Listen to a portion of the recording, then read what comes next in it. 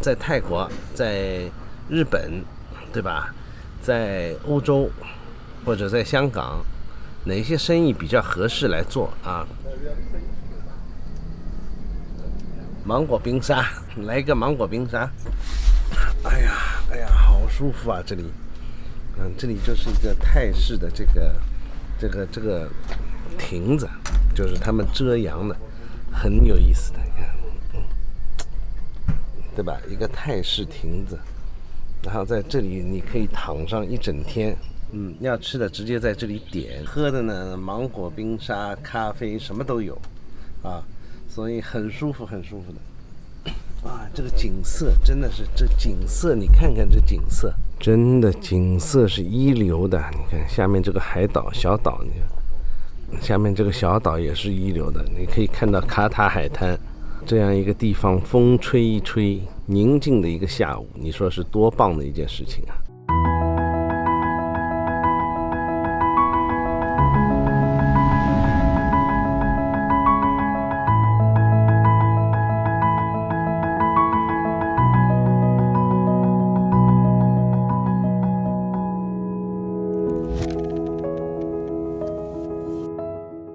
那有人说这个泰国不太安全，对吧？到泰国来旅游很容易被绑架啊，这个是纯粹的谣言啊，我觉得啊，因为现在这个时候，基本上首先缅甸的绑架集团已经全部瓦解了，诈骗集团，你看了新闻没有？最近缅甸那个政府军跟那个什么几大家族的人打起来了，然后把这个诈骗集团啊全部摧毁了，据说是中国是背后推手啊，确实啊，很多证据也证明中国是背后的那个推手，然后把这个缅甸那边的诈骗集团给一锅端掉了，然后已经救回了3万个就是被困在缅甸那边的中国籍的人。原来这个地方呢，就是它就是金三角地区嘛，原来这个地方原先是做这个鸦片的，后来就开赌场了嘛，做了缅甸那个做赌场生意嘛，赌场生意也是就是专门就是针对中国人的。那么现在不就是说，他那边不是做人口买卖生意嘛，电信集团诈骗，你诈骗了几个地方，对吧？他觉得你不好用，就拿去把你给割腰子了啊。那么还有呢，就是说，凡是你诈骗到一定金额的数量啊，就是他们会放烟花的。我不在 YouTube 上面有几个频道的那个博主在介绍嘛，就说你诈骗了50万以上，他们就开始放烟花了。50万是5响，蹦蹦蹦，这个放5响，对吧？上一次一段时间放了9响，那就是诈骗到了90万，对吧？那就是看本事了。今天我想来说一下的，就是说你在泰国，在日本，对吧？在欧洲或者在香港，哪些生意比较合适来做啊？这可能就是说是我的个人的一些建议，就是观点啊，不代表所有的生意你都是就是要按照我的想法在做。就是普通人，现在我是一个普通人，我跑到了一个新的国家，比如说我先跑到了泰国，我有哪些生意可以做？我们先说泰国好了。第一个就是说，在泰国购置房产那个投资，然后经营民宿。这个是很多中国人就是普遍来做的一个生意，这个生意呢，就是说收入稳定，那前提就是说你要有一定的资金条件，你没有一定的资金的条件呢，你是没有办法做这个生意的啊。这个呢，就是要选择的地点要够好，首先你是在旅游区啊，普吉岛、苏梅岛，就是还有芭提雅，就是首先可以选择的地方啊。那么普吉岛就是说，如果你是纯粹做民宿，就是一间一间房间的这种民宿，那么我会建议是，比如说是巴东地区，或者就是游客最多的地方，那是做民宿是最合算的啊。就是去包一栋小楼啊，价格要便宜，对吧？然后呢，就是拿来做民宿，你弄得干干净净，弄得就是很舒服的，网络畅通，对吧？有很多的老外喜欢住在一栋楼里面啊，一栋楼里面有一个小房间，然后拿来做民宿是可行的啊。这个不单是普吉岛了，当然还有苏梅岛，还有芭提雅，这个都是可行的，前提是你要有资金要求。第二，你要有那个你要找得到比较 location 啊，就是地理位置是比较好的地方，对吧？然后还有那个租金便宜啊，最好的建议就是淡季来租这个房子，到了旺季的时候再就是把民宿做起来啊。然后你在曼谷，比如说买公寓，然后出租，做一个出租屋，比如说做 Airbnb 这样子，这个我觉得是不可行的啊。为什么呢？因为在曼谷买公寓，这个公寓很多，而且价格并不便宜。然而呢，它出租的价格其实是不贵的啊，拿来做 Airbnb 是得不偿失的。而且那个你买来的那个公寓是有物业费的，物业费很高的，包括如果有游泳池啊什么的，物业费都在里面，还有一个打扫卫生的费用。然后你要经营民宿，其实你要叫别人来帮你打扫，这些东西都是费用。整一个小小的一个房间里面对吧？五脏都要俱全的什么洗衣机啊，什么东西都要俱全，然后就是说都需要维修，都需要保养水费、电费一大堆，所以这个是比较不合算的。如果你有这个资金，我买一个小的 apartment， 我情愿来租一个房子来做民宿。最近旅游业其实是不错为什么我说呢？就是它旺季的时候相当多的俄罗斯人到这个普吉苏梅，尤其是普吉岛还有芭提雅，有很多老外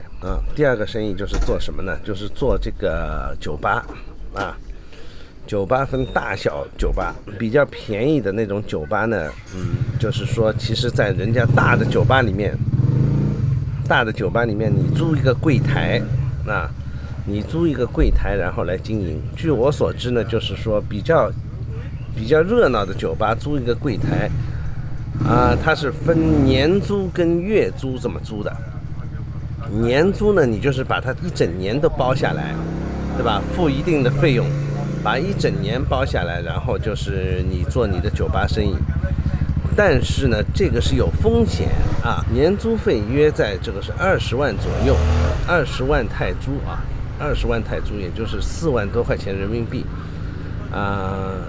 这个就是说，你如果做得好，你是会发财的；如果你做得不好，那是亏的，就是很快你这个20万泰铢你就消耗殆尽了。投资比较小，有一定的经营风险。还有一个就是人脉问题。你的酒吧里面如果没有女孩子，那全世界都一样如果你的酒吧里面有很多漂亮的女孩子在那边，对吧？招待客人什么的，那么你这个酒吧永远是不会差到哪里去的。问题是，如果你这个酒吧里面没有女孩子，你也没有相当的人脉去经营这个酒吧，那么你这个投资虽然说很小，但是很快就会失败了这里有无数的人，就是外国人也好，泰国人也好，对吧？他们经营酒吧，有一些经营的有声有色，有一些经营的就是说2个月又换主人了。一个酒吧一个柜台，在我们这个区里面我也知道，在有些地方那个酒吧就是说如果以月租的方式呢是比较好。因为为什么月租比较好呢？它有淡季旺季的时候你租过来，就是你经营一段时间，淡季的时候你不租了，对吧？淡季的时候你让给别人去了。那么现在是有这一类的酒吧的，这一类的就是在很大一个酒吧里面租一个柜台，这个是针对于小本生意，基本上没有什么本钱的，大概本钱也就是在5万人民币左右，对吧？那么你没有一个女孩子的人脉，就是说没有一个，可以这么说吧，像蛇头吧没有一个蛇头在就是帮助你，你可以去找这个在泰国我相信不是很难找得到的，都能找到的。就是说你比如说你经常去酒吧，你认识这么一些人，你跟他们说我也想开一家酒吧，你过来帮我，对吧？你认识一些朋友，他们愿意过来帮你经营的，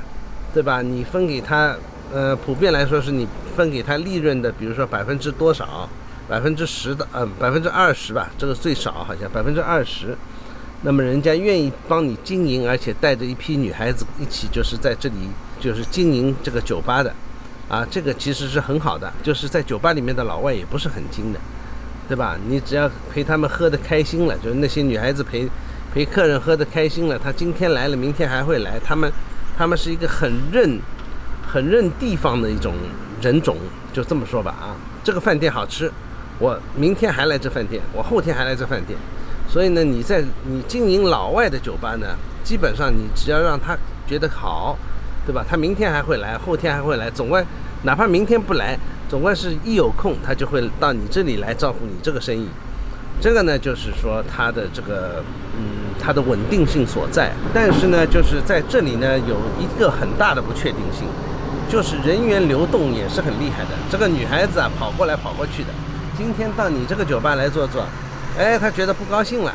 对吧？明天啊，她换地方啊，这个有很多的，有非常多的。那有一些比较好的女孩子呢，就是你要找一些比较稍微勤劳一点的，不一定要长得特别好看的啊，特别好看都是留不住的啊，对吧？所以你找一个些勤劳一点的，就是说五官啊什么资质都还可以的，对吧？你在这里经营一个酒吧，酒吧需要有酒吧的规矩的，就是说必须要到什么时候你要来上班的，对吧？你不能说啊今天6点上班，明天我8点再来，对吧？这个不行的，就是这么一个经营方法啊。那么其实是在这种游客很多的地方呢，是很好的，找一个好的就是合作伙伴，帮助你把这个酒吧经营下去，而且他人也还要比较诚实。作为一个投资的人啊，你必须是在这里一直看着这摊生意的，就是说最好就是说收钱的由你来收，经营的有泰国人来经营。那个酒吧的客群啊，不要是泰国人，泰国人没有什么钱的，就是酒吧的客群永远是针对西方人的，这个呢就是说是比较好的。那么这个是比较少的一个投资的方法啊。当然酒吧还可以做大，你可以做大做多开几家都是可以的啊。哪里房子比较便宜，在路边做一个酒吧，这个很多泰国人都是这么做的啊。但是他们没有成规模，也没有一个很好的系统的这种就是经营理念。那么作为中国人来说，这个其实是可以做的。其他的就是比如说开中国饭店，其实中国饭店在泰国已经很多了，但是我觉得不值得投资。为什么呢？太多了，而且这个很多的中国的老华侨都会烧中国菜啊。你来投资，你跟他们去竞争，首先他的泰语就是他们等于也是母语一样的，他的中文也好，所以就是说你是没有办法跟他们竞争的啊，除非你会一些特色的菜。但是很多这个东南亚的这个菜系啊，都是做得非常好的，你很难竞争得过就是泰国人和中国的以前很早以前中国来的老华侨，你竞争不过他们的。所以我劝你这个想法就不要有了。第4个在泰国可以做的生意呢，很多阿拉伯人在做，你要有一定的胆量。然后呢，就是他们会开一个什么酒吧呢？它不是酒吧，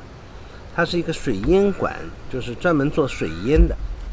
就是阿拉伯人的水烟。这个呢其实是相当流行，而且有相当部分的人啊很喜欢这个水烟啊，因为曾经大麻和水烟都是不合法的，反而就是说大麻合法化了以后，你随便到哪里你想抽大麻都可以，但是你不要在这个公共场合抽，这个味道很重嘛。所以现在就是说大麻合法化呢，反而就是说大麻没有那么的流行，但是呢水烟还是不合法的，就是那个阿拉伯人抽的一个大罐子那种水烟，有专门的水烟馆，而这个水烟馆呢很多是阿拉伯人开的，那个生意叫做巨好，特别是在酒吧附近啊。然后这个水烟馆里面放着好听的音乐，对吧？水烟呢其实没有多少钱，只要有这么一个空间，但是这个是不合法的，你必须要跟当地的警察保持的一个很好的关系，就等于说是他跟你分成的，他跟你一起开，他就保你平安的。虽然说这个不是一个合法可以说是偏门的生意啊，但是他们都在做，这个警察呢跟你就是说他管这个区的，跟这个区里面的等于说警察老大打好关系，对吧？他按照分成，你分给他多少多，等于说多少的营业，就是多少的这个利润，对吧？他可以允许你在他们这个区啊开一个水烟馆。晚上有大量的年轻人啊，就会跑到这里抽水烟，吃东西，对吧？一个水烟成本非常低，成本大概是在我们中国买的那个水烟膏就有的嘛。那个水烟膏成本是多少钱你知道吗？大概成本是10块钱。那个10块钱他在这里要卖大概要100块人民币，就是500泰铢到700块人民就是700泰铢，500到700泰铢就抽一个水烟。那么你抽一个水烟，你不可能说抽一个，你抽了水烟，然后你要点点吃的，你再点点啤酒，你弄一点乱七八糟的东西，这1-2千块、2-3千块，这个就是一桌的人啊，很容易就达到，只要3-4个人一桌，那么2-3千块一桌。你比如说一个地方啊，这个地方便宜嘛，你租店便宜嘛，到了晚上的时候其实非常好的啊，就是说生意会很火爆的。一个晚上我估计大概有个2-3万泰铢的营业额都是有可能的啊，非常热闹的。我去过几家都是这个样子的啊，不管是阿拉伯人，大多数是阿拉伯人开的，但是阿拉伯人开的都只针对阿拉伯人自己，你知道吗？在这个地方是一个民族大杂烩，就是人种大杂烩，他们只针对自己呢，就是西方人啊跟泰国人是不去的，但是泰国人很喜欢这一类的东西，所以呢就是有一个特别的水烟馆开在那里呢，泰国人都会来，而且他们不但泰国人，西方人，泰国的女孩子还会带着西方的，就是她比如说西方的男朋友一起来抽这个水烟，大家都是可以接受的。我对这个东西我去调查过啊，这个是可以经营的，但是前提是你一定要跟当地的这个警察啊什么的，就是关系很好，然后大家分成一起做这个生意，而且是可以做大的啊。因为我所知道的几家这个大型的这种 disco 啊，大型的这个跳舞的夜吧啊，就是有专门经营这些东西，有专人在经营这些东西，而且生意非常好，真的生意非常好。特别是你配上好的音乐，你不能配上阿拉伯音乐啊，你配上好的音乐以后呢，这个生意够火爆的，我跟你说。好了，泰国基本上就是这些东西啊，我所知道的，他们在赚钱，对吧？当然还有开工厂啊什么的，这个就得要看，就是说你肯定不能开在旅游区了工厂。那么对我们来说，我也不愿意，比如说你搞一个榴莲园啊什么的，我觉得没搞头，因为榴莲园曾经啊中国很好的时候还是不错的，但是现在这个时候真的不行了，因为中国不好，进口的也不多，这个对泰国榴莲的这个打击很大的。而且海南岛开始种植榴莲了，知道吗？海南岛这个榴莲虽然说不是什么好嘛，但是至少东西便宜啊，东西是比较便宜，然后质量是肯定是没有泰国啊，没有这种马来西亚这种好吃的榴莲来的好，但是至少有了，所以中国没有进口那么多了，而且中国没有那么多钱了嘛，所以这个就是今天我现在觉得在泰国，就是说我们普通人看看能不能做这些生意，如果可以还是不错的。讲话讲了这么一点时间啊，天气已经是风云突变才讲了10分钟左右，你看这天气，所以说啊，东南亚的这个天气啊，真的是说变脸就变脸的啊！看这里有大量的雨水，你看得到吗？清凉舒适，像我待在这个地方下雨也没关系，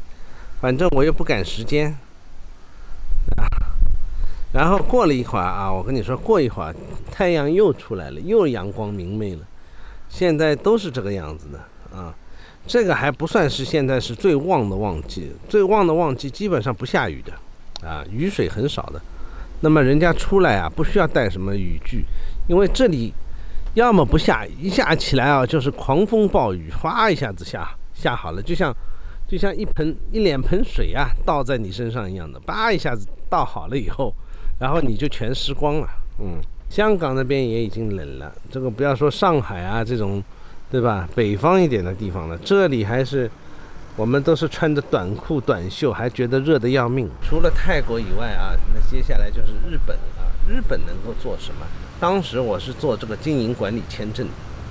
啊，当时我是经营管理签证，我是去日本，结果我是取消了，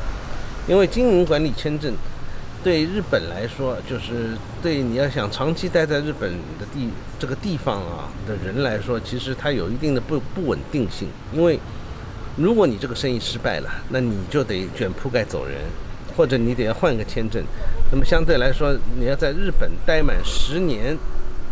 才能拿到它的永居，而且它要求非常多。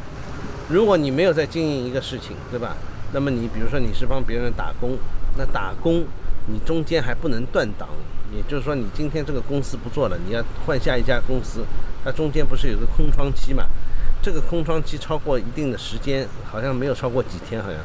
那你就是这个10年又重新开始计算啊。所以说这个不是说你待在日本待满10年你就可以居留下来的，你是必须待在日本，你在做事情做满10年啊，哪怕你是开公司也好，你必须要这么做，你才能够就是在日本的合法的得到永居。这个是非常非常的困难的啊。那么你可以说我是高级人才，那高级人才的要求很多，你是需要拿到一个好的一个学校，是全世界什么100强大学里面的一个文凭啊。那全世界100强大学，什么你这北京大学也都是在100强以后了啊。所以你要找到一个你本来就有一个好的大学毕业，而且你有多少年的工作经验，你的日语要达到什么水平，这个它都是评分的。所以这个是很难做的啊。那么日本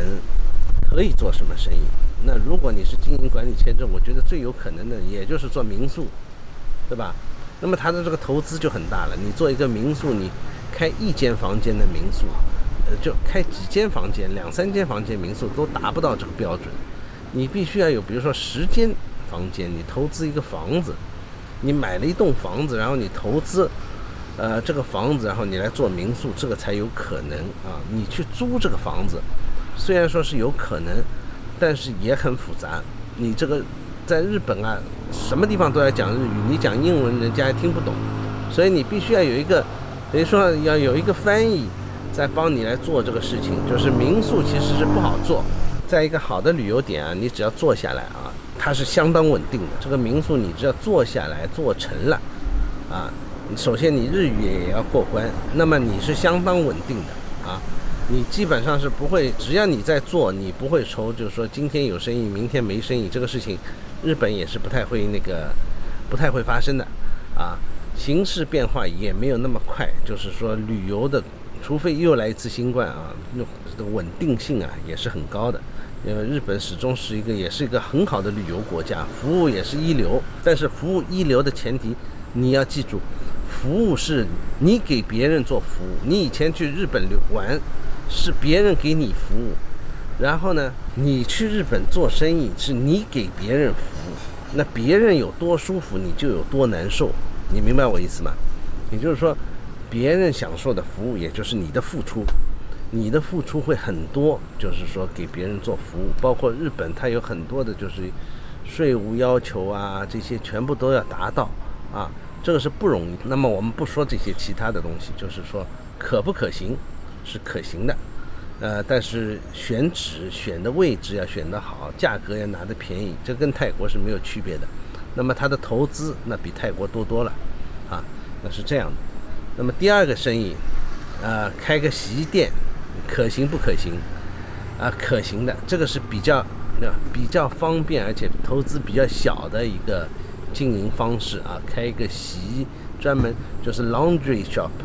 对吧？就是一个洗衣店，有很多洗衣机在里面。那么说选址要选得好，就是说附近有很多的游客，他们没有办法洗衣服，就会把这个衣服拿到你这个洗衣店里面去洗。那么现在很多公寓啊，日本的很多公寓它都是有这个洗衣设备，都是有洗衣机的。那么这种地方你其实就没有必要开在那种地方，你要开在比如说是这种比如说宾馆旁边啊、温泉旅馆啊这种旁边，那么它这个洗衣店，对吧？人群这个密集一些，对吧？那个洗衣店才会有生意，因为游客来，这个衣服没法洗，叫宾馆洗又很贵很贵。那么就是说拿去到你的洗衣店里面去滚一滚，然后拿出来又是洗干净的衣服了。那么这个其实是可以做的啊，那就是比如说在东京啊、大阪啊，其实都可以做啊。洗衣店是一个不错的选择，投资相对来说小，也可以拿到经营管理签证。那么比如说我上一次是在福冈这个地方，你如果要去找一些这种什么生意可以做，那比较好的就是说做 IT 做 IT 业，就是说远程的，你在这里帮别人编程啊，开一个 IT 公司，远程的在操作，那么是可以的，挺好的。你帮他们编程，你做什么，比如说像虚拟货币啊这一类的东西都可以做啊。这种东西是适合在福冈，而且他们特别喜欢这种 IT 人才，包括金融界的 IT 的这一类的人才啊。这个就比较好，就是说日本是有这个优势，而且如果你可以作为高级人才，你在那边开个 IT 公司，每天也是享受在福冈啊，享受阳光啊，享受这个海边的景色啊，对吧？那么平时就是在自己一个小办公室里面办公啊，也不一定要请什么人，对吧？那么这个其实是可行的啊。这个对 IT 金融业的人来说是最好的。你如果移居去日本，一切都很方便，也都很好啊。这个是他们就是优先考虑的人才计划。特别是香港很多做金融的，对吧？你只要能够不是在办公室办公的，这个其实相对来说比较好。那么你说日本适不适合打工呢？我认为是不适合的，因为打工的工资首先很少。现在日本的工资啊，其实不见得高，确实啊，比泰国高，比中国其实差得不远了已经。因为他的这个打工，而且你这个生活成本高，你打工以后你也是很累，老板不走你不能走，这个是日本人的规矩。而且你这个日语要求也很高，那么你是不适合在日本真正的打工的，因为打工确实很累啊。去日本打工的人回来，我跟你说都是觉得像是脱了一层皮一样，头发很快就发白了啊！像我这个年纪，很多人在日本打了很多年工回来，这个头发都已经半白，我觉得有，真的有啊！不是说一个两个，我认识的就好几个，就是人家是读了博士生从日本还回来，也有的，就是在日本觉得这不好混啊。其实日本是不是一个移民国家，而且它是特别严的。你要去享受日本的生活是非常棒的，你要在日本找工作寻找出路是不容易的啊，真的是不容易的。而且他对这个移民的要求很高，你什么有什么停车乱停，然后就被罚款了，他都有记录的。就是说你这个人是个不守规矩的人，移民局就很难把你这个签证啊，这短期签证变长期签证就很难。所以日本这个地方，我觉得就是说，为什么我不会待下去，就是这个原因啊。因为我比如说我去欧洲吧，我待个5年，我哪怕是难民啊，我今天不说难民问题啊，哪怕是难民，我也能够弄个身份吧。啊，5年待了，我多少弄个身份。我在这里待了那么几年，比如说在西班牙，他这个难民只要3年，他就能拿到合法身份，对吧？那这就是说没有可比性的。我不工作，我在西班牙我申请政治避难，我也能搞个3年以后，我就搞个合法身份，对吧？再过个2年，我就申请拿个国籍，我都有可能。但是在日本，你要10年，而且对你没有任何好处，随时随地就要赶你回家的。日本可以说是他们的就是在制造业简直是非常先进的一个国家啊，包括很多的5轴加工的那个 CNC 的那个加工车床啊，什么都是日本做的啊。所以日本的这个工业是绝对的发达，你可以甚至把日本的很多东西你都买到欧洲去啊。价格也不贵，因为日币现在很低嘛，这个是一个商机。但是具体什么东西得自己去开发啊，而且你要在日本，你要长期待在那边，你要知道它有些什么东西。这个生意是给日本人做的，你如果要以这个方式居留待在日本，其实是很难的。现在日本所缺的是金融类的人才，但是日本的这个金融体系又是不开放的，所以呢，你是金融类的人才，你要涉及到那个日本的那个金融体系当中呢，其实是有难度的啊。当然不是说不可以做，但是你如果待在日本，你交的税就是相对来说就跟日本的一样，相对来说做金融的就是比较高，不像香港什么新加坡就是零税，就很低的低税制的那个地方就是说你可以做金融类的东西，但是你在日本，你的所有的收入它都是，就是说它这个税也是很高的，所以这一点一定要想好。就比如说现在做 YouTube， 对吧？我现在在香港基本上是没有加什么税的就是说有点广告费就收点广告费，我就当零用钱现在。那么问题是你如果拿这个钱到日本去，等于说没有了，你也就没有做的意义了，因为它这个中间它的税也是收的不少的收的可以说是很多的。我想做个 YouTuber， 对吧？我想做 YouTuber， 我到日本我去就是做一个就是个人经营的这么一个事业，那你 YouTuber 所来的收入，就当你现在做的很成功它这个税率其实是很高的。这也就是你看老高与小莫，对吧？这个很有名嘛，他有上百万的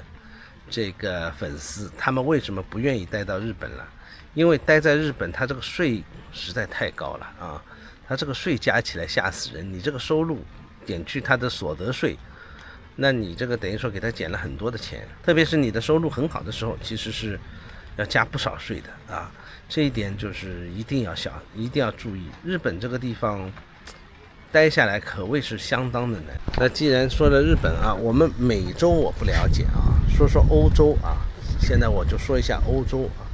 欧洲这个地方呢，就是说它每个国家它法律都不一样它每一个国家的法律都是不同的，所以呢，你要待在欧洲哪一个地方就得要看了。那么在欧洲能做一些什么生意呢？这次在西班牙我看他们做酒吧也是做得很不错的他这个所谓的酒吧跟泰国的酒吧就不一样，你知道吗？他这个酒吧就是纯粹卖酒的有很多酒鬼就是在像这种小镇的地方都是住着他们一些老外，对吧？他们也没什么太大的事情，也没什么工作，所以说欧洲的酒鬼很多，对吧？在那边老老实实的就是卖酒，挺稳定的，经营稳定但是这个是需要投资的，当然你语言要过关，对吧？不管你是在欧洲哪个地方。那法国呢，我就不太建议，因为法国的警察实在太恶劣。我说的警察是泛指警察，不单是警察，还有这个海关人员报税专员他对这个税查得相当严，跟其他的国家不一样。比如说在德国就远远比法国来的，就所有的东西上面远远比法国来的好就是说你在做生意的便利性这个方面都能够就是很好的就得到支持，包括你逃税漏税你千万不要跟我说什么道德制高点，我们必须要交税。你涉及到个人的生活，就很多人确实还是避税的，说的好听点就是避税，说的难听点就是逃税，对吧？很多人还是要避税逃税，这样子能够为这个生活收入就是增加很大一块，对吧？那么相对来说，其他的地方就是说它的这个逃税比较容易一点。我们说的难听点，逃税比较容易一点在法国这种地方，就是说特别是就是在法国，不是在法国这种地方，就是在法国逃税什么的都是相当危险。你开一个饭店，对吧？3天2头有人来查税，就是查你有没有正常缴税或者你放了一些现金整天有人来放倒钩，就是想要把你这个现金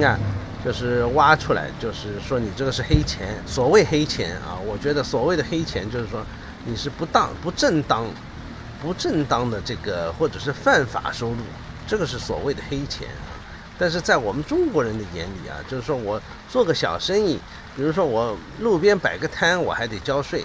这个我就觉得，我们很多的中国人是不能接受啊。我就是这么说吧，我比如说我开个饭店，我的税缴的重的不得了，其实我干的事情比所有的员工都多，但是我拿到我的收入等于说是跟其他的员工是一样啊，等于说我请的人跟我的收入都差不多，这个其实是非常的不公平的。那既然你做老板，你就要承担这个风险，你冒了这个风险，你拿不到更多的就是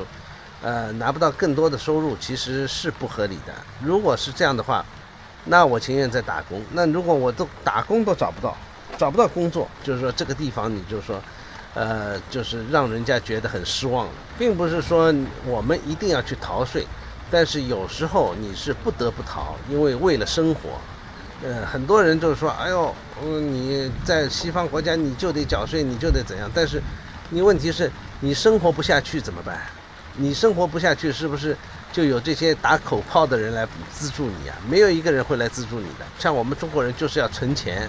对吧？尽量钱多存一点，为了以后比如说养老啊，各种各样的问题，已经是先做了准备了。这一点我觉得这个我们做的比西方人好的太多了啊！西方人你看有点问题，完了啊，饭都吃不上了。你这个疫情的时候，那个中国人什么都没有，人家照样还能活下来。如果是同样一个政策，你看看你在西方，你不要给你翻天，政府都给你翻掉了，对吧？那么其实就是说，因为大家本来的银行里面就有存款，就存着这个保险款，好比是给自己上的保险。不要说什么是中国的一套什么的，这个全部都是瞎说啊！我觉得就是人生啊，得为自己准备一份保险金啊！任何的政府，你想相信他，你是没有办法相信的，因为他就是说你的保障在他手里，他爱怎么样就怎么样。你最多就是出来一个游行的自由，你就是最多出来一个游行的资格。你除了这个资格以外，你什么都没有。你说我口袋里面什么钱都没有啊？你怎么样，对吧？我要出来闹事，我出来游行，有什么用？政府到时候也跟你说没钱，对吧？还不如这个钱你放在口袋里面，安安心心，你小心一点，为你这个老了以后做一些准备啊！我不知道你们同不同意我这个观点啊？但是我觉得我们大部分的中国人啊，就是华人啊，都是有这么一个想法。这个钱存在口袋里面，总归是安心一点。到时候万一家里面有个人谁生病了，对吧？那说难听点 ，touch wood， 说难听点，有谁得了癌症了，对吧？那我这个钱拿出来，啪一下100-200万，我足够可以救活1-2条生命啊！但是我把这个钱我放在你政府那边，我什么都没得到。到时候你两手一摊，你跟我说，哎呀，不好意思啊，我们这国家赤字了啊，我们国家要破产了，对吧？你看看西班牙、希腊，对吧？那个欧债危机，对吧？全部都是他们都是搞这一套，到最后还不就是把你的福利给减了，把你的福利给减了。我每年我交了大量的税给这个政府，然后啊，那你们要么救济穷人，救济难民，你没得到我同意啊，对吧？大多数人是不会特别同意的，把这个钱，比如说给难民了，给谁了？你说我能同意吗？要么就是说啊，政府入不敷出，要破产了，要增加退休年龄了啊。你说说看啊！你说我是高福利国家，你是高福利国家，但是你哪一天你就是说啊，这个日子混不下去，你两手一摊，你说没有福利了，对不起啊，再见，好了。然后我交了那么多的税的人，我辛辛苦苦工作几十年的人，好了，我就享受什么都没享受到啊！现在不就是这个样子吗？所以说你别说人家什么啊。逃税漏税啊，是不应该啊什么的啊！现在在中国，我辛辛苦苦干了几十年，交了多少年的社保，对吧？现在跟你说，这个减了，这个药也减了。你要是得了病，你说说看啊，这个那个都减了，你连个癌症，你别说你癌症了，你得一个普通的病你都看不起，那你能怪谁？到时候我说实在的，就怪你自己笨了。到那个时候你口袋里面没有存一点钱，对吧？那你怎么办？这个是很正常的，是在每一个国家都会发生的事情啊，不是在中国啊。言归正传，在欧洲现在还能做什么？一个酒吧可以开的，民宿啊这些你也就别想开了，因为欧洲的法律非常齐全啊，规定有些地方能做 Airbnb， 有一些地方是根本就不能做民宿啊，宾馆啊什么你也别想开了。你想投资房产，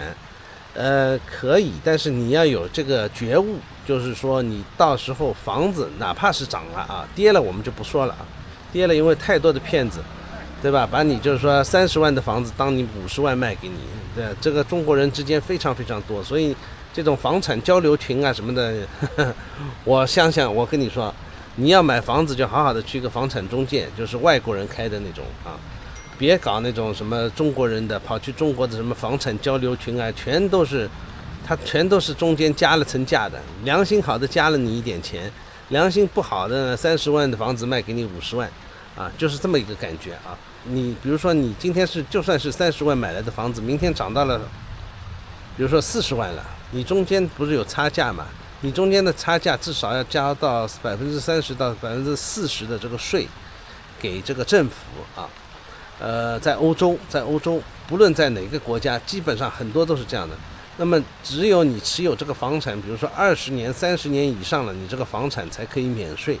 那么，人生有几个10年呢？啊，对吧？所以20年、30年其实是不容易的。哪怕今天增值的很多，你给他税一交，其实你一半增值的钱你就交给政府了。所以说，在欧洲投资房产是不是特别明智的？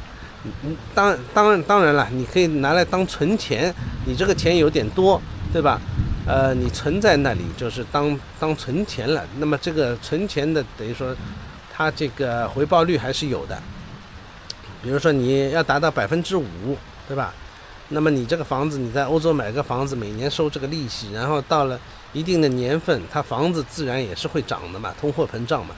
那么它还是可以增值的，就是说你当时存钱，你一存个10年，这可以考虑的啊，不是说房产完全不能考虑，那看你什么目的了啊？你是想赚快钱，你赌它马上，比如说明年会要涨了，今年疫情中间我买个房子，明年给你翻1倍啊，其实翻不到1倍，它只是涨了一部分，还有其他翻的1倍的大多数的钱都交给政府了啊。所以这个你就不要想在欧洲得到巨大的利益。欧洲这个地方呢，法律特别的齐全，英国是尤为甚啊，法律太齐全了。它是几百年的这个老帝国了，这个法律是一点一滴积累起来的。所以说，别想在就是很发达的地方赚快钱，你只能慢慢来是可以的，或者就是说开个小店，就是做一些避税，做一些逃税，那么你的生活会很平静，会很好啊。这个是我觉得这个是在欧洲可以做的啊，就是说你想过一个平淡淡如水一样的生活呢，是可以做得到的。不像美国啊，我什么都没有，我就拿到美国来发展。我虽然说我是交了税了，但是我钱也赚到了啊。但是欧洲呢，就是说经常来说，交的税跟你赚的钱其实可以画上等号，就是我交1块钱，我赚1块钱，而且呢，你还不能拼命的干，你拼命的干呢，就不是等号了啊。就比如说我在这里工作，我工作的比别人久，但是其实你得到的利益减去那个税以后呢，其实并不比别人多出来多少，你就觉得你这个工作等于说是你这个劳动力是白费的。所以很多人都说在欧洲。说店铺关门，说关门就关门，1分钟都不等。哪怕你现在有客人，马上说我要买东西，对不起，我们关门了，那就是这个原因。因为营业员对他来说多等1分钟没有任何好处，也不会有加班费，哪怕有加班费，也是交给政府了。所以说就是这么一个情况吧，我就这么说吧，就是这么一个情况。那么你在欧洲做一些小生意，开饭店，我觉得可以的，开饭店啊，这种其实是可以的，人是很辛苦的啊，但是呢，饭店的确能赚钱啊，的确是能赚到一些钱。那么至于你说我去哪个大公司呢？你要在欧洲的那个大学毕业了以后呢，你是可以去到一个比较正常的公司，比较好的公司。那你运气好，能找到一个稍微好一点的公司。那其实他们的这个工资收入啊，其实差距不大。但是在英国是可以的，英国你找一个好的公司，它的收入是很高的。德国我相信也是不错的啊，德国也是不错的。但是除了英国、德国几个比较经济强劲的国家以外呢，其他的地方都不怎么好的啊，都不怎么好的。比如说你去奥地利，你想在奥地利找一个什么高工资、高薪工作，我觉得难得不得了啊。我去法国，我去找一个什么高薪工资也没有的，不存在的啊，这种事情。那么在欧洲主要是打工为主啊，你说你要做生意真的不容易啊，就这么说啊。说了欧洲、日本、泰国，对吧？像越南，再说说越南这个地方机会倒是很多的，但是呢，就是也是要有人脉啊。机会你是做任何生意，现在都是越南的起步阶段啊，做任何生意都是有可能的，包括你开娱乐场所，对吧？开厂。越南来说，这个越南人跟中国人啊，他这个其实他们都是要求其实是一样的，他们很巴结，你懂吗？就是你中国刚改革开放的时候啊，就是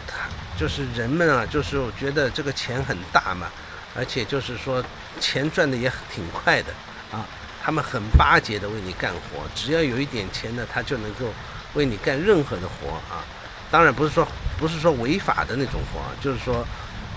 干任何就是你所希望他们能做的事情啊，不违法，在不违法的条件下。那么越南这个地方现在是一个问号，因为越南这个经济啊起伏相当大啊，有时候不好了，有时候又非常好，一下子就火得不得了。那么越南是需要有一定的时间，要等到这个国家整个经济稳定下来，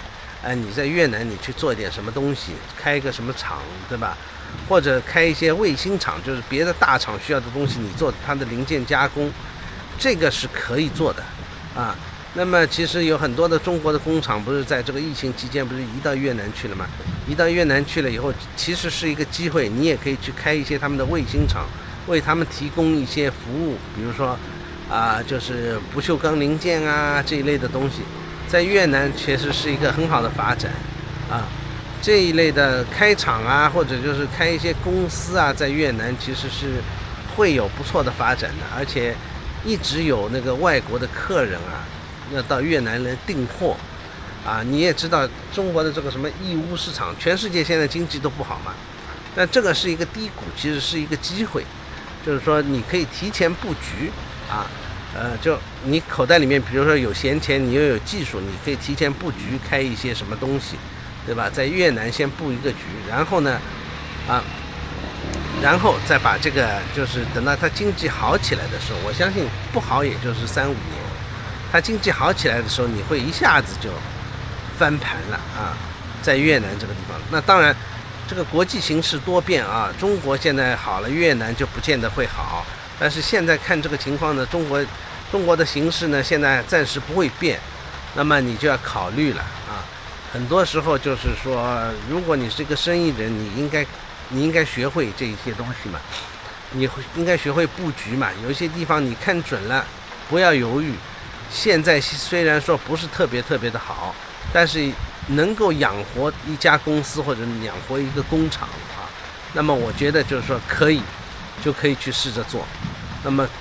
做到了成熟以后啊，等到全世界经济复苏一些了，那你就自然而然啊，就一下子就抬高了啊。今天的视频呢有点长，我就说到这里，因为很多时候啊，这就是我就是这么多年吧，可以说好1-2年了，在这些国家各个不同的国家得出的一些经验啊。就是说，如果我想投资，我想做点什么东西，我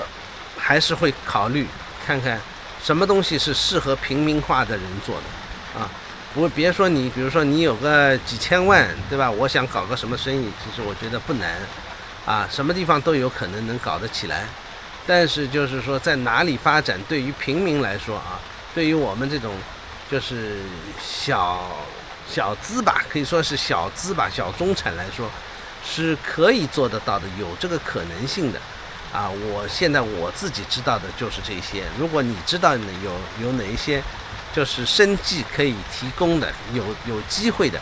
也欢迎你就是告诉我，让我也多一个参考。啊，那就感谢大家了，希望大家点赞订阅了。